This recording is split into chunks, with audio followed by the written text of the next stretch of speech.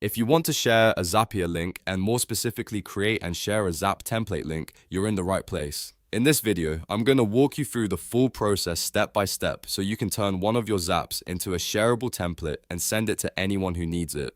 This is super useful if you want to reuse a workflow, share automation with a team member, or publish a template for others to copy. And if this tutorial helps you out, make sure to hit that like button and subscribe for more simple software guides just like this. Alright, let's jump in. First, open Zapier and sign into your account. Once you're inside your dashboard, you need to head over to the Assets section. This is where Zapier keeps the tools and items related to your saved automations, templates, and workflows. So go ahead and click Assets to continue.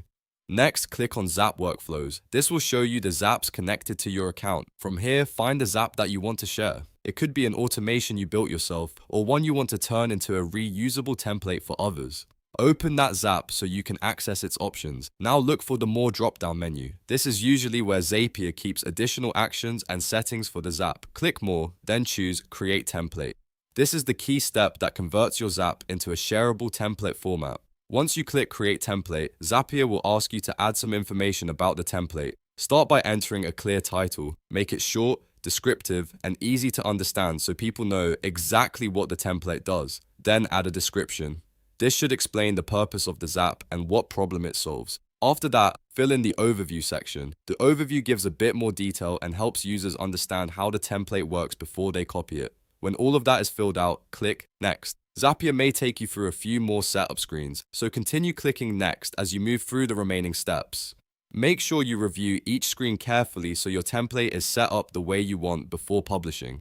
After you've completed the setup, it's time to publish the template. Click Publish Template to make it available for sharing. Once it's published, Zapier will give you options for access and sharing. Now set the general access level that matches how you want others to use the template. If you want it available to more people, choose the appropriate access setting. After that, click Copy Link.